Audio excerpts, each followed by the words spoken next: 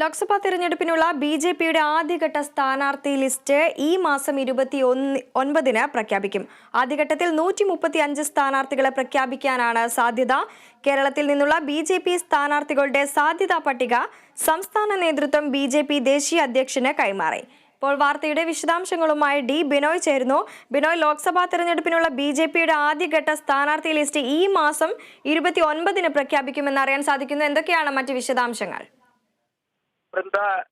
ബി.ജെ.പിയുടെ കേന്ദ്ര ഇലക്ഷൻ കമ്മിറ്റിയുടെ യോഗം ഇപ്പോഴും ദില്ലിയിൽ പുരോഗമിച്ചു വരികയാണ്. ഇന്നലെ പ്രധാനമായും കേരളം, ആന്ധ്ര, തെലങ്കാന, പശ്ചിമ ബംഗാൾ, യു.പി എന്നീ സംസ്ഥാനങ്ങളിൽ നിന്നുള്ള നേതാക്കന്മാർ അവരുടെ സാധ്യതാ പട്ടികയും ലിസ്റ്റ് കേന്ദ്ര നേതൃത്വത്തിന് കൈമാറി കഴിഞ്ഞിരിക്കുന്നു. കേരളത്തിൽ നിന്നുള്ള സാധ്യതാ പട്ടിക ലിസ്റ്റ് ഇന്നലെ കെ സുരേന്ദ്രൻ ഒപ്പം കുമ്മനം രാജശേഖരൻ അടങ്ങുന്നവർ ആണ് കേന്ദ്ര നേതൃത്വം കൈമാറിയത്. ഇതുമായി ബന്ധപ്പെട്ട് അന്തിമ തീരുമാനം കേന്ദ്ര നേതൃത്വമാണ് സ്ഥാനാർത്ഥികളുടെ പേര് പ്രഖ്യാപിക്കുക. നമുക്കറിയാൻ കഴിഞ്ഞത് ആദ്യഘട്ടത്തിൽ 5 സ്ഥാനാർത്ഥികളുടെ പേര് പ്രഖ്യാപിക്കും എന്നുള്ളതാണ്. അതിൽ മറ്റൊരു എടുത്തു പറയത്തക്ക കാര്യം 2020 ഇത്തവണ ഒരു സീറ്റ് നൽകാൻ ബി.ജെ.പി ധാരണയായിട്ടുണ്ട്. അങ്ങനെയാണെങ്കിൽ ചാലക്കുടിയോ എറണാകുളവുമായിരിക്കും. സാബു ജേക്കബ് ആയിരിക്കും അവിടെ മത്സരിക്കാനുള്ള സാധ്യത.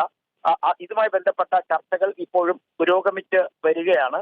അതേസമയം ഏകദേശ ധാരണ അനുസരിച്ച് സ്ഥാനാർത്ഥി പട്ടികയിലെ ആദ്യഘട്ടത്തിൽ വരാനുള്ളത് തിരുവനന്തപുരത്ത് 2 പേരുകളാണ് പൂർണ്ണമായും നൽകിയിട്ടുള്ളത്. ഒന്ന് കേന്ദ്രമന്ത്രിയായ രാജീവ് ചന്ദ്രശേഖർ, രണ്ടാമത്തേത് കുമ്മനം രാജശേഖരൻ.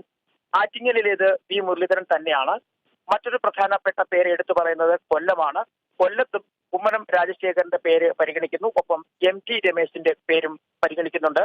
മറ്റൊരു കാര്യം പത്തനംതിട്ടയാണ്. പത്തനംതിട്ടയിൽ പ്രധാനമായും പരിഗണിക്കുന്നതിൽ കുമ്മനം രാജശേഖരനുണ്ട്. ഒപ്പം പി.സി. ജോർജും ഷോൺ ജോർജിന്റെയും 3 പേരുകളും നൽകിയിട്ടുണ്ട്. അതേസമയം ശോഭാ സുരേന്ദ്രന്റെ പേര് പാലക്കാട്, അതുപോലെ തന്നെ കോഴിക്കോട് ജില്ലകളിലും വന്നിട്ടുണ്ട്. ഇത്തരത്തിലുള്ള ഒരു ലിസ്റ്റാണ് നൽകിയിട്ടുള്ളത്. 29-ന് ആണ് ഇലക്ഷൻ കേന്ദ്ര കമ്മിറ്റി ബി.ജെ.പിയുടെ ചേരുന്നത്. അന്ന് ആദ്യഘട്ടത്തിൽ 135 പേരുടെ പട്ടിക പ്രഖ്യാപിക്കും എന്നാണ് നമുക്ക് അറിയുവാൻ കഴിയുന്നത്. അതിൽ നിന്നും കേരളത്തിൽ നിന്നുള്ള ആദ്യഘട്ടത്തിലെ 5 സ്ഥാനാർത്ഥികൾ ഉണ്ടാകും എന്നറിയുന്നു. എന്തായാലും ഇന്നലെ ഏകദേശം 1 മണിക്കൂർ സമയമാണ് സംസ്ഥാന നേതാക്കൾ കേന്ദ്ര നേതാക്കളുമായി കൂടിക്കാഴ്ച നടത്തിയത്. സംസ്ഥാന നേതാക്കൾ ഇന്നത്തെ കൂടിക്കാഴ്ചയ്ക്ക് ശേഷം രാത്രി തിരിച്ച് കേരളത്തിൽ എത്തിയിട്ടുണ്ട്. അതായത് കേന്ദ്ര കമ്മിറ്റി വളരെ വിശാലമായ ഒരു പട്ടികയാണ് എല്ലാ സംസ്ഥാനങ്ങളോടും ചോദിച്ചിരുന്നത്. അത്തരത്തിൽ ഓരോ സ്ഥാനാർത്ഥികളെ കുറിച്ചും കേന്ദ്ര കമ്മിറ്റിയുടെ വിലയിരുത്തലും ഒപ്പം അതുമായി ബന്ധപ്പെട്ട അഭിപ്രായ രൂപീകരണവും ഉണ്ടാകും. അതിനുശേഷം ആയിരിക്കും സ്ഥാനാർത്ഥി പ്രഖ്യാപനമെന്നാണ് നമുക്ക് അറിയുവാൻ കഴിയുന്നത്. വൃന്ദ.